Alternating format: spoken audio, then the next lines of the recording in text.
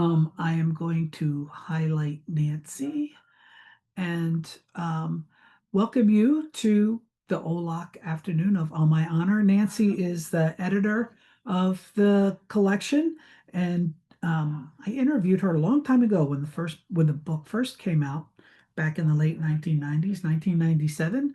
Um, but she's been really wonderful in sharing her information and time with this uh, event.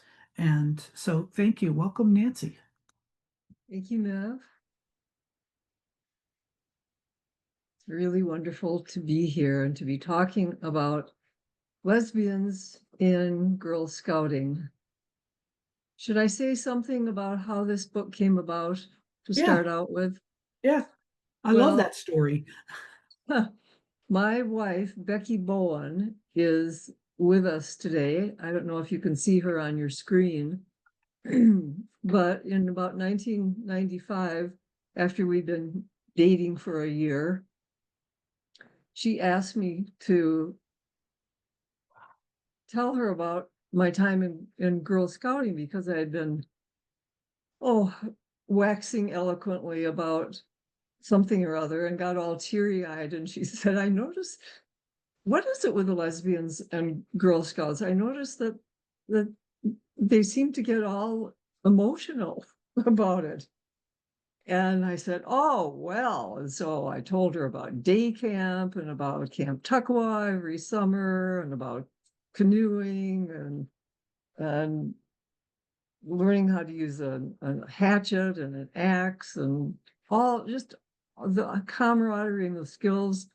And the highlight of my entire high school experience, which was attending the international roundup at Button Bay State Park, where I was one of 8 Girl Scouts from southern Minnesota, who had the privilege of going to this big jamboree of 10,000 Girl Scouts and Girl Guides from all over, not just the United States and Canada, but from the world.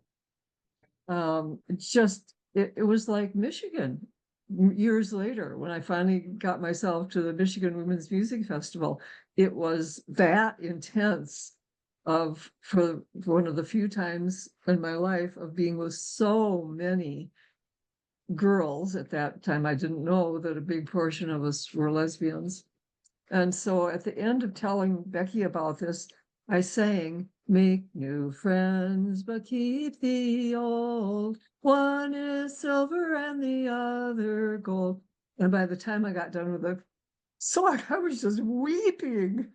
That's these feelings came up about just the nostalgia for this intense experience of camaraderie with other girls in a world that was free of boys.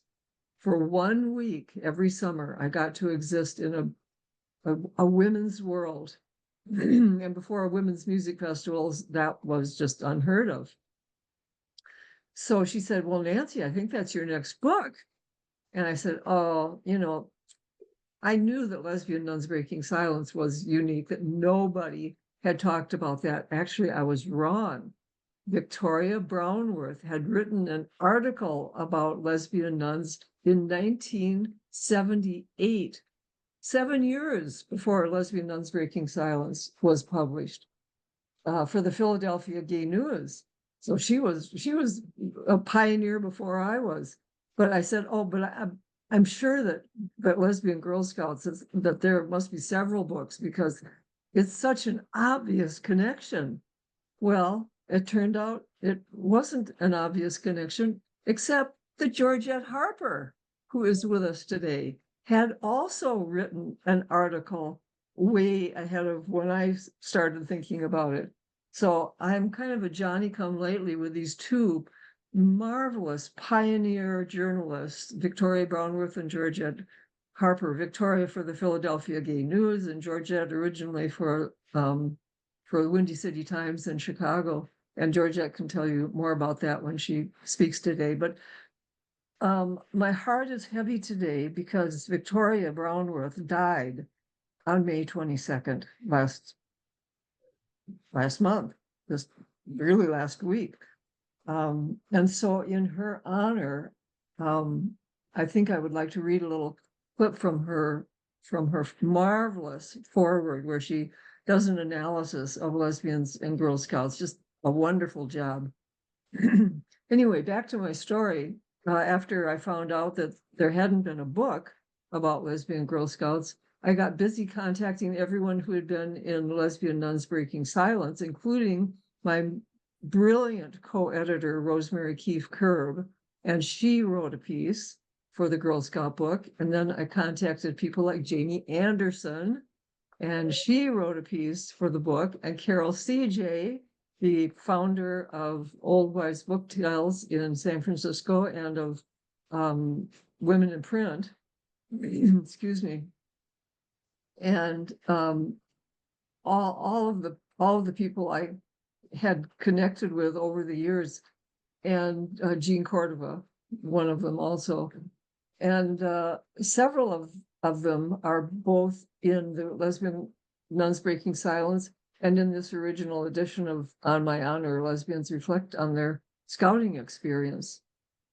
And so after about 2 years of work, and you think an anthology would be really simple. You put out a call for papers and you see who responds, and you'll, after 3 or 4 or 6 months, you open up the envelopes and you put it together and you get the book published.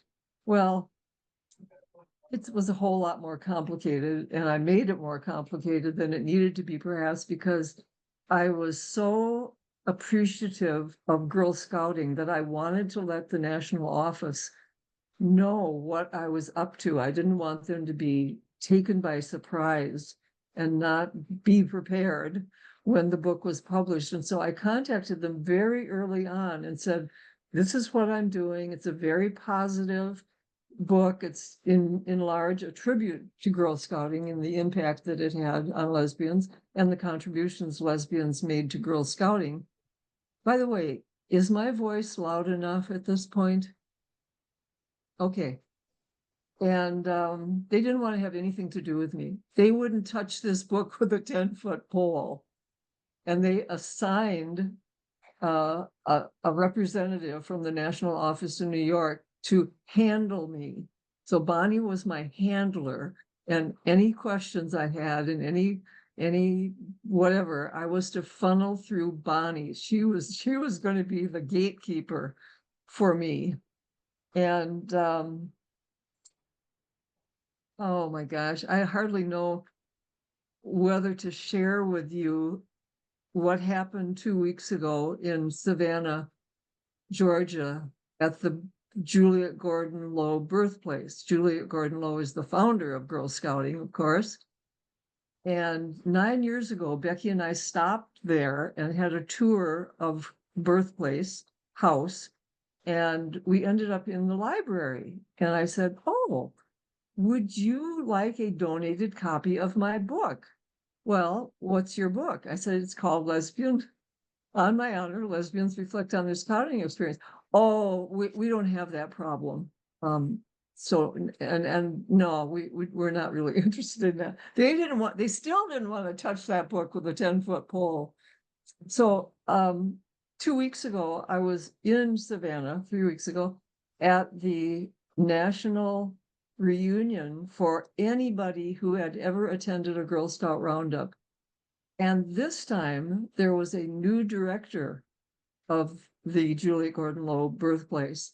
And this time when I offered a copy of my book, they were all over it.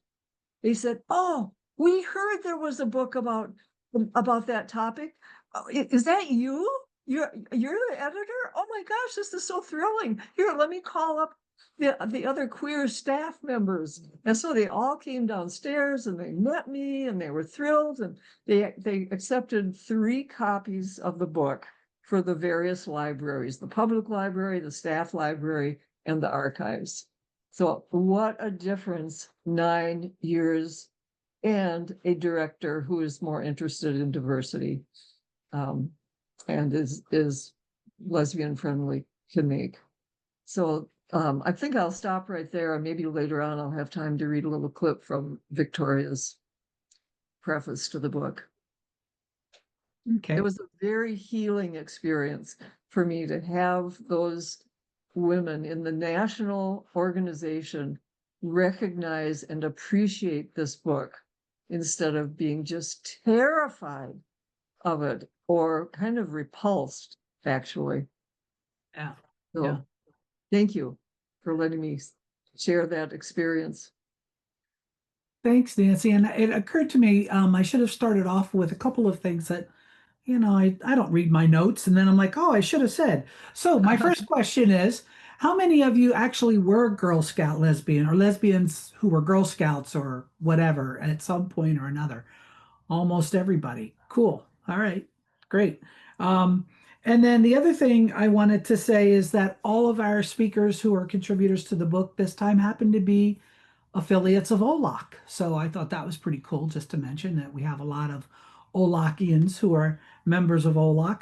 And then the other thing, following up on what Nancy just said about the experience in Savannah, part of the reason that we're doing this for OLOC is that last month, um, I'm a instigator librarian for the Wanderground Lesbian Archive Library located in Rhode Island, and our regional Girl Scouting office is really supportive of lesbians, and so together we had co-sponsored an event about lesbians and Girl Scouting here in Rhode Island, and Nancy and Carol and uh, who am I missing? Henry and Georgette and a few others came on to a Zoom for that event. And so just that is just to say that there are some areas in which the Girl Scouts are open to being open about lesbians who are or have been Girl Scouts in past years. So I just wanted to put that in as a positive note. So I think Henry is our next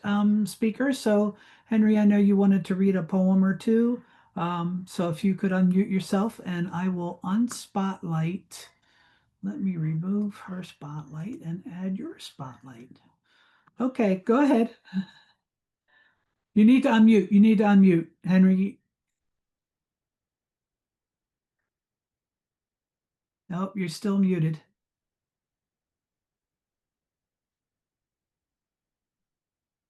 Okay, there we go. There you go. I was a Girl Scout up to the 7th grade. Then at 17, this is 1954, I learned about the counselor and training program at Camp Osito outside LA, where we lived. It would be 5 weeks away from home for 2 summers. I was ecstatic. Here's a poem I wrote about my first year there. It's called Summer Nights. At a camp for girls, I'm learning what most counselors in training already know: how to iron a shirt without a scorch, to sharpen a jackknife and not cut myself, and how to clean the johns with pine saw. Preteens, sparking with unnamed need, scream and crowd into me when I first appear. The slim, shy one with a short haircut, hardly a rock star, but to them I have it, a holy liquor they're drunk with want for. Batting them off like mosquitoes, I make it to our off-limits tent. After taps and lights out, campers asleep, we see ITs gorge on chocolate bars, practice the latest dance steps, and whisper about the camp director, how she makes out with her girlfriend in the counselor's cabin in front of everyone. As for me, I'm entranced with an older girl. We never touch, hardly talk. Gratefully, I accept her jacket for late night campfires when she sees I'm shivering. Her haircut is shorter than mine. She's like my own distant star who never forgets I'm orbiting in the far outer arm of her galaxy. And just this year, I wrote a follow-up to that poem, and it's called To Cross a Boundary. To cross a boundary of skin was chaos, and thus I touched the bark of trees, not your hand. Ran my fingers softly down a daisy's golden petal, not your arm. Wrapped in its woolen jacket that night at the campfire, my skin shivering with cold. Take mine, you said, draping your jacket over my back. your arms still warming its padded sleeves. A summer night of cold and stars, your arms, as the fire snapped and shadows held us skin to skin in the chaos of heat. And I'm just going to read a couple paragraphs from my, on page 131 of the book here.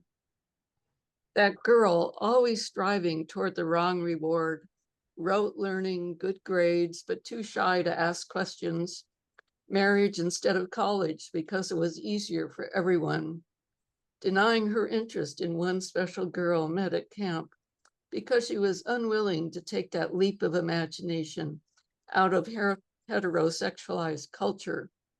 No risk for her. She was too practical and responsible. So now divorced and out as a lesbian since 1983, I fantasize retirement in a wheelchair accessible house, my degenerating spine cushioned from jolts. But who is in the wheelchair? Is it the girl I used to be, stuffed into a vault at 18, almost silent from her confinement? Maybe it's she who cries when she hears a sentimental song from a past she wishes might have been lived differently. Those days when almost anything was possible, and scouts believed they could survive in the wilderness with a jackknife, a cotton bandana, the knowledge culled from the Girl Scout handbook, and their own experiences of camping. We testify to truth in what we let ourselves become. So that's it for me. Thank you, Henry. Okay, and so now let me do this, remove that. Our next speaker is Georgette. So, Georgette, welcome. Thank you for joining us today. Thank you for organizing this. It's great. So, hi everybody. I loved being a Girl Scout. I was a brownie in Astoria, Queens, New York, and I was an intermediate. And by the time I was a senior, I really thought being a Girl Scout was not that cool, you know. But I stayed in the Girl Scouts because of the Girl Scout camp. Every summer I went to Camp Andre Clark in upstate New York, and I just loved it. It was the best 2 weeks of my year. And like many other girls, I got a crush on one of my counselors. And I've written about that elsewhere. I started writing a column, a humor column, when I was the arts and entertainment editor at Windy City Times in Chicago. And I wrote a whole bunch of columns.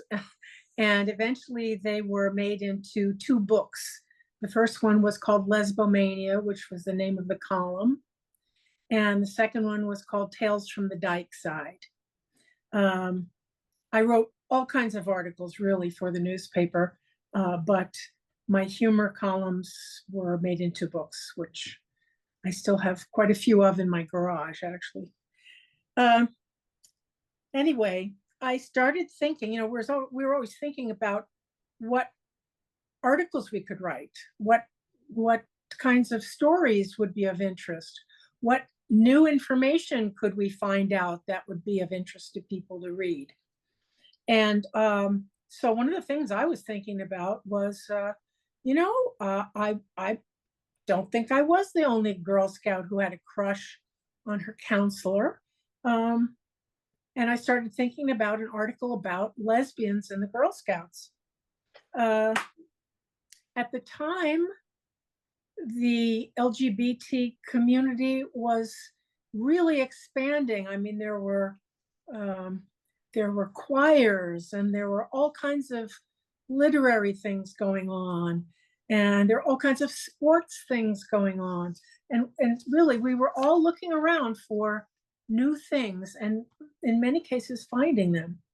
So anyway, how do you find out about Girl Scouts when you're writing something about them and people basically, a lot of them don't want to even talk about something like that. Alex Dobkin was enormously helpful to me in putting together this article and doing research and contacting women who were former scouts or still currently in the Girl Scout organization. And I couldn't have written this piece without her, definitely. But she told me, when you call so-and-so, tell them that I was the one who gave you the number. So that's what I did, because a lot of these women were very reticent to talk about anything to do with Girl Scouting, especially if they were still in the Scouting organization. They were very, very closeted. But I said, I got your number from Alex Dobkin and I'm writing this article. And they trusted me because they trusted Alex. And so they believed me when I said, if you don't want me to use your real name, I won't. If you want me to hide your identity in some way, I will. And I learned a plethora of things about what was going on in the Girl Scouts with lesbians. So I wrote this article, and in the places where women said I could use their names, their real names, I put their real names. And interestingly enough, all of the women that said I could use their names were former scouts. They were no longer involved in the organization. And all of the women who asked me to use a pseudonym for them were women who were still involved. Some were professional lesbian managers and so forth. And some of them were just troop leaders, and they were volunteers, but none of them wanted to use their real names. And, I don't blame them. But so this gave me the opportunity to have a little fun, because I was able, the pseudonyms that I came up with were, I would say, former Girl Scout leader, troop leader, Eleanor Roosevelt, parenthesis, not her real name, told me that, blah, blah, and Virginia Woolf was another Girl Scout spokesperson, and I forget all the rest of them. But anyway, that's the way I did it. I wrote people's real names if they were their real names, and I wrote some icon of feminist history as the pseudonyms. So when the article was finished and I submitted it to the magazine, now this is not Windy City Times in Chicago. This was a freelance thing I did for a magazine called Outweek, which was in New York City. It was at that time the New York City's weekly gay and lesbian magazine. And oh yeah, I want to show you. They decided that it should be the cover story. So I don't have a hard copy of this, but I'm going to show you. This was the copy of this is a copy of the cover of Outweek. It was November 26th issue, 1989.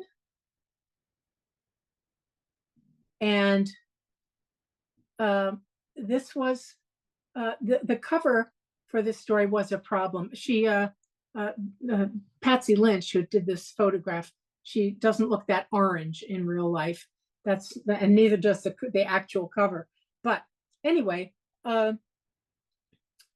they had a problem. The lawyers for the magazine had said, if you use a model for the cover, or you have some kind of a scene with people who aren't Girl Scouts, and there's some way that the Girl Scouts can sue you, they will do that. So Patsy, the photographer, I think she was the only female photographer on the magazine at the time. She came up with the solution. Since she also had been a lesbian Girl Scout, she just put on her old uniform and made, before there were selfies, she made a selfie of herself in her Girl Scout outfit with her actual sash. So anyway, the lawyers decided then that that was an acceptable thing. They couldn't be sued if it was real, if it was a real lesbian Girl Scout in her real uniform on the cover. So I talked for this article, I talked to maybe 50 lesbians and maybe more even actually. And a number of them agreed that they thought that the percentage of lesbians in the professional organization paid positions was about 1 in 3, and it got less as you got down to the local local troops that were being run by heterosexual housewives and women who had daughters in Girl Scouting. But that overall, that was a good number, good estimate was 1 in 3. Okay. And they said that there were more lesbians as you went up the professional ladder of the organization's hierarchy. So when you get close to the top, there are more lesbians.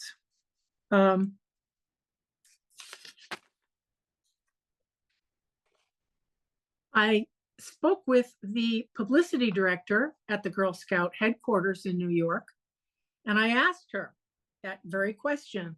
I have been told by a number of women who've been involved in Girl Scouting that about 1 in 3 is a lesbian. And she really stonewalled me. It's like, oh, we wouldn't know a thing like that. Oh no, we have, we have no idea about that. At least she didn't say, well, there aren't any. She just said, she pleaded ignorance about that.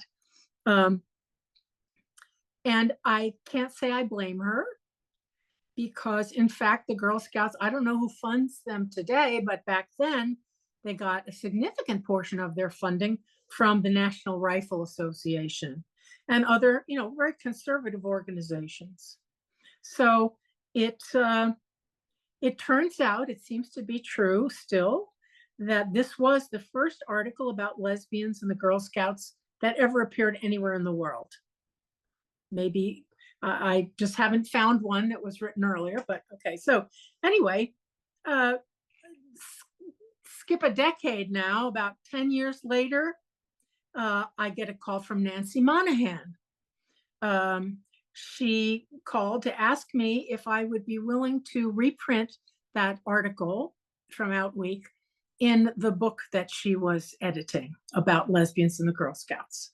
And I said, absolutely, of course. That's, I really think that's great. Thank you. And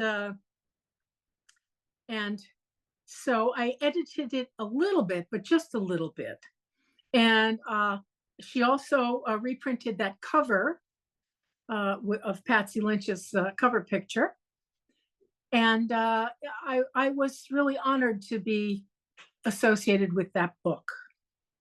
So I want to say that for those of you who might not know, Nancy Monahan is responsible for 2 of the most important books in the lesbian canon. Lesbian Nuns, that she co-edited with Rosemary Kerb, the late Rosemary Kerb, and On My Honor.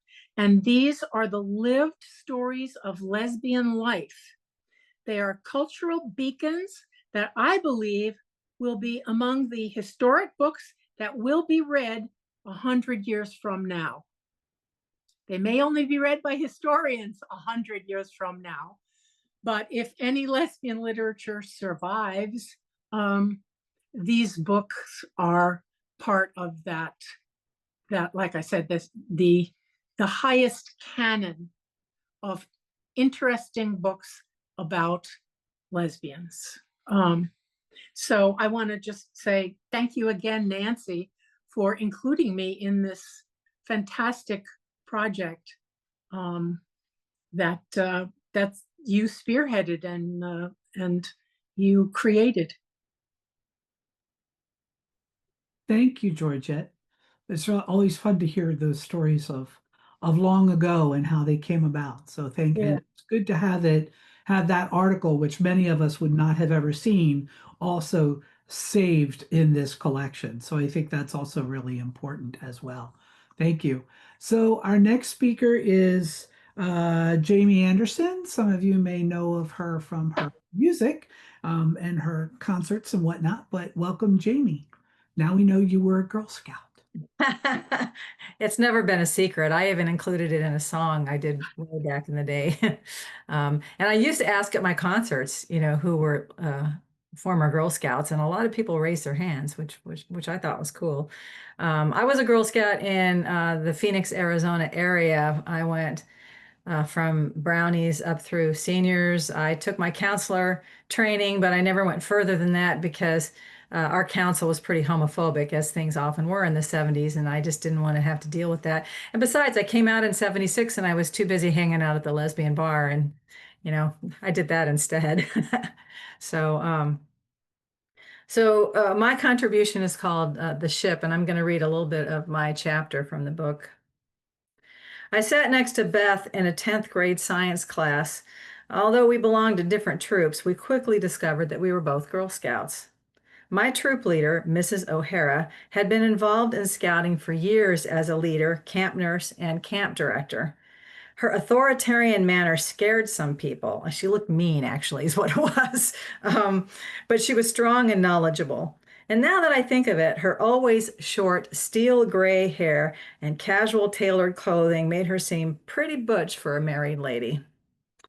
I was in her senior Girl Scout troop simply because it was the only troop in our Phoenix suburb.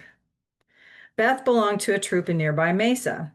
Affectionately called the Ship because it was mariner-oriented, this troop was much larger than my own. Beth often came to class with stories about the latest event they were planning and how much fun they'd had at the last meeting.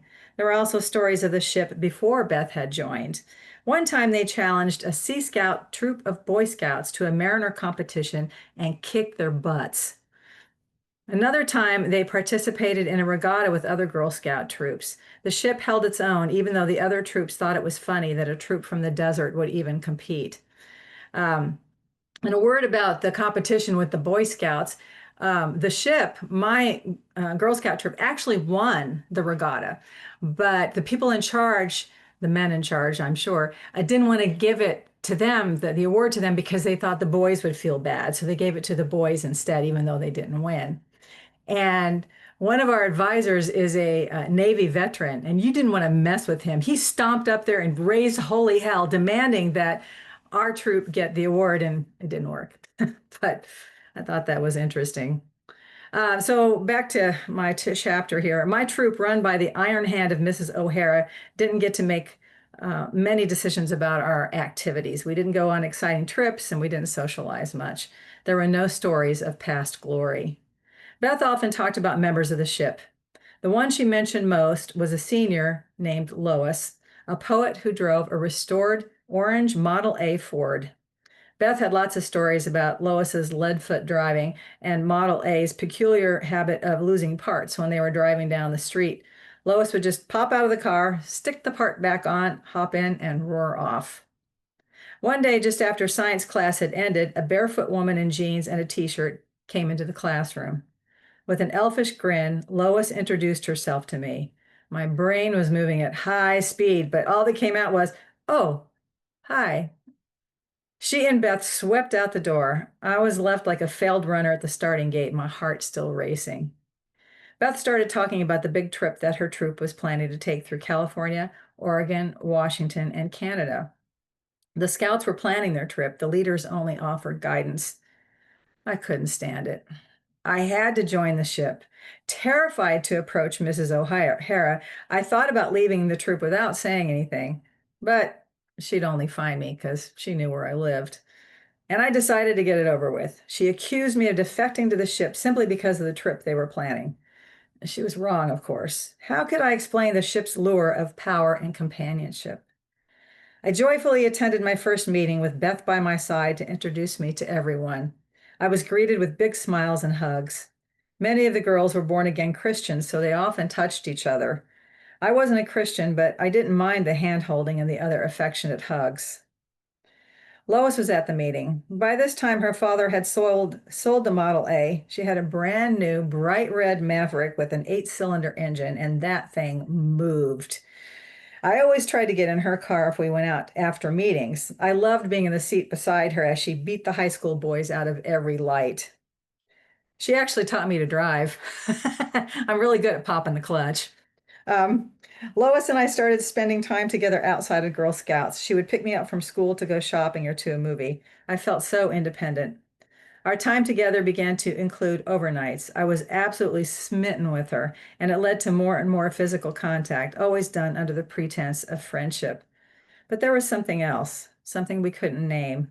I just knew that lying next to her at night filled me with an electric current. One night I rolled over and kissed her, and she kissed me back. And that's the line I put in one of my songs. And then it goes on to talk about how we fell in love, and she was my first girlfriend. We got an apartment as soon as I got out of high school, and um, I lost contact with her for about 20 years.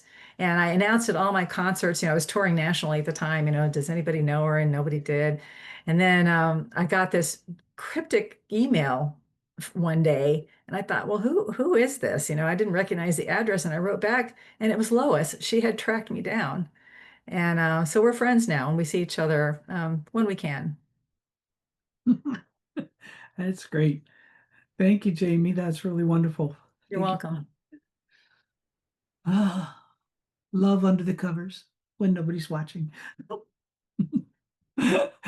Okay, so our next speaker is my friend Carol, who is affectionately known as CJ, who I've known for a long time. We were doing a lot of bookstore stuff together back in the day, as colleagues and whatnot. So welcome, Carol. Thanks, Mel. Thank you, everyone. These are just incredible, wonderful stories. It, it's hard to know where to begin, but I, I will begin in the most difficult and exciting place to me, which is when I was in 4th grade until 3rd grade. I went to what was considered a fairly scrappy school, which is to say it was a designated school for Black kids in Kalamazoo, Michigan. And in 4th grade, I was gerrymandered to a primarily white school, and they had brownies. I was not happy at that school, but I did join brownies. And in my pocket, my mother found a flyer for Girl Scout camp, and I wanted to go to the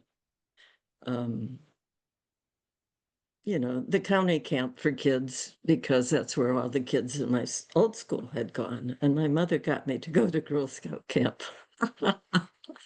Her mistake, because then there was Girl Scout camp. And that year I was brownies until I was in high school.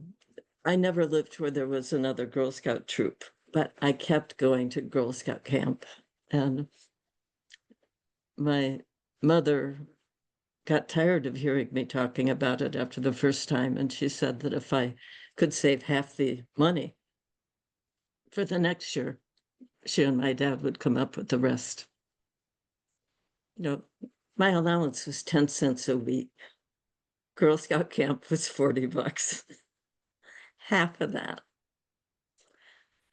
It was kind of a set you up to fail thing, but at that point, we lived in the country and they had a hot lunch program, and you took your 30 cents to school and you got lunch.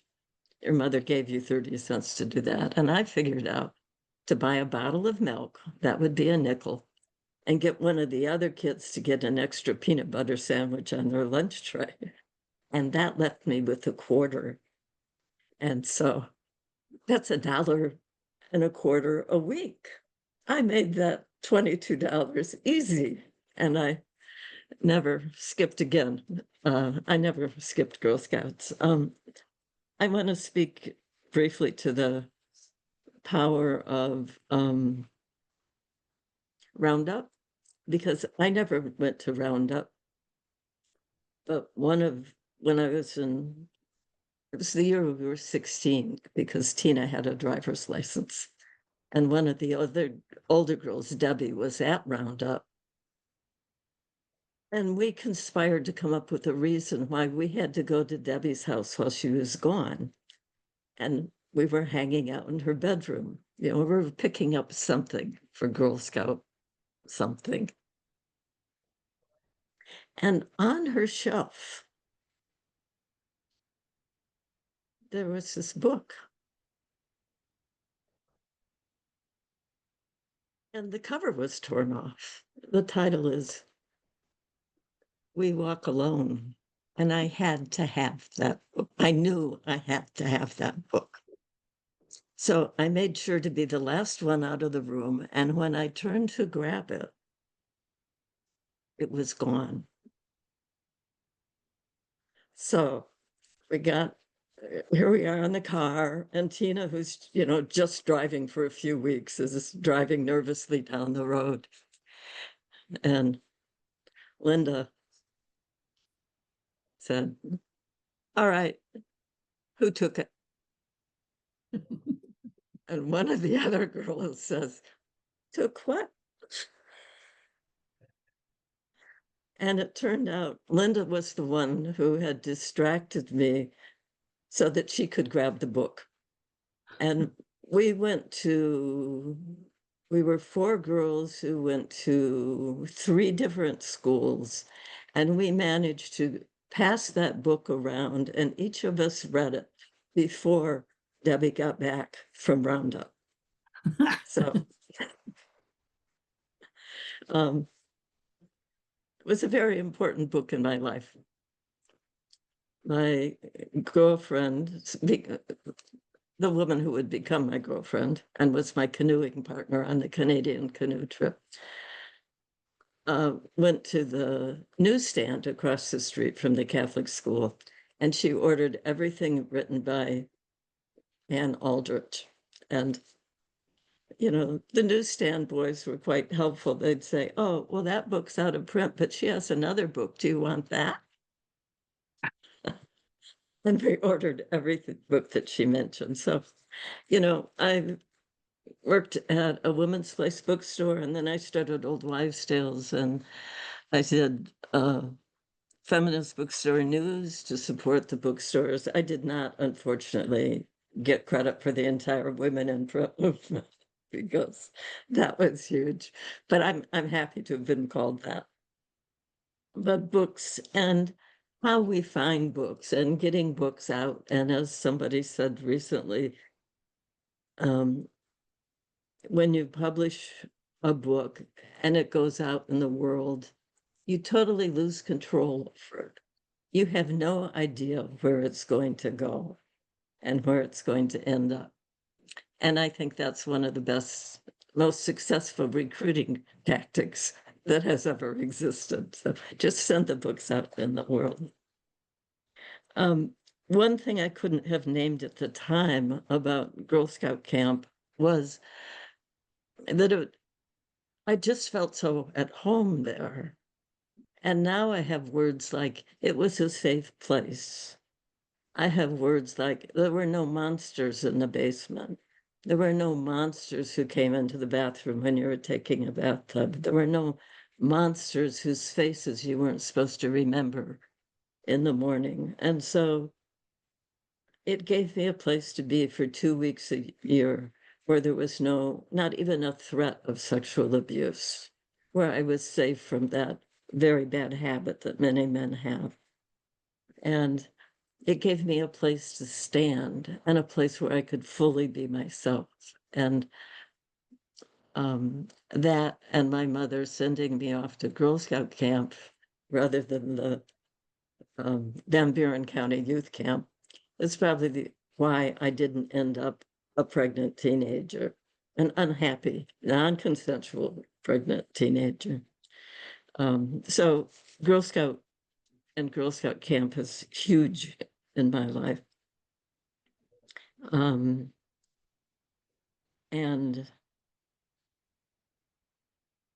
I'll also share that when I moved out of my parents' home, I moved into a boarding house that was run by two women who had been professional scouts in the Girl Scout office, the woman who was the camp director and the woman who was the day camp director and was also the advisor for senior planning board. And they decided that they would go get graduate degrees and they would run a boarding house as a way to support themselves. And so I was the first one who moved in to the boarding house with the adult lesbians. And they were very kind in leaving, even before that, when I was still in high school, leaving copies of The Ladder out on their kitchen table and then asking me, "Oh, Carol, I forgot to bring something or other. Would you have time to run past our apartment and pick it up?" And I'd sit there and read the whole thing. So you can see why my life is about women in print.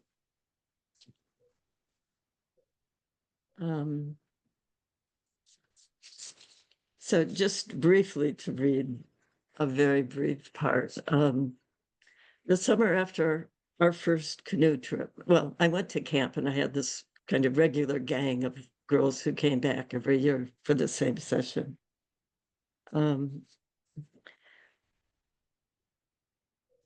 And after the summer after our first canoe trip,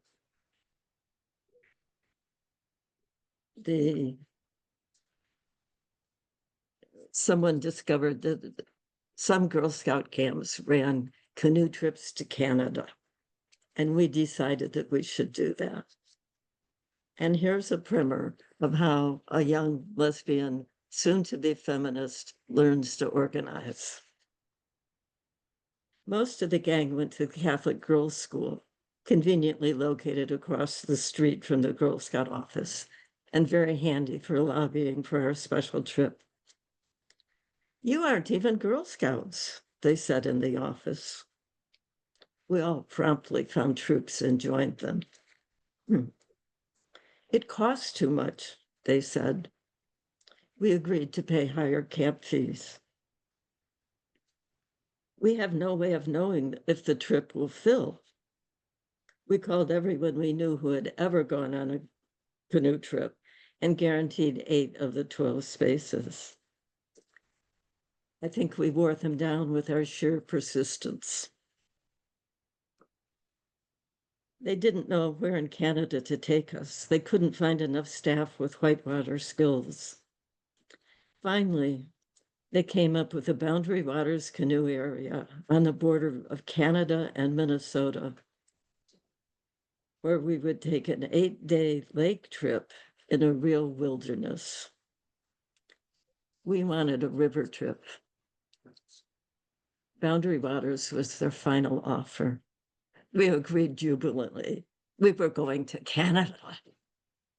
So I could go on about that trip, but I will just say that in the midst of the anarchy, I found everything that I had ever dreamed of in my whole life on that canoe trip with those young women. Thank you, Carol.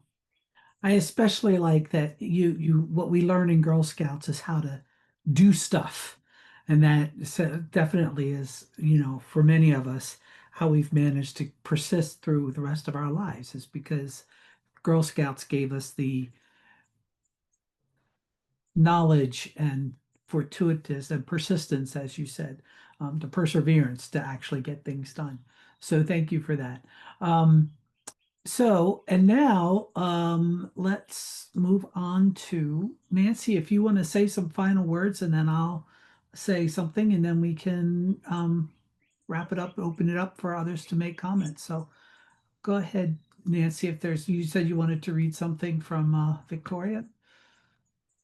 Yeah, I'm undecided. It feels as if maybe we've heard enough from the book, and maybe it's time for some Q&A. How would you feel about that? If there's some empty time at the end, I'll read a little clip from Victoria Brownworth's preface. Sure, that sounds fine.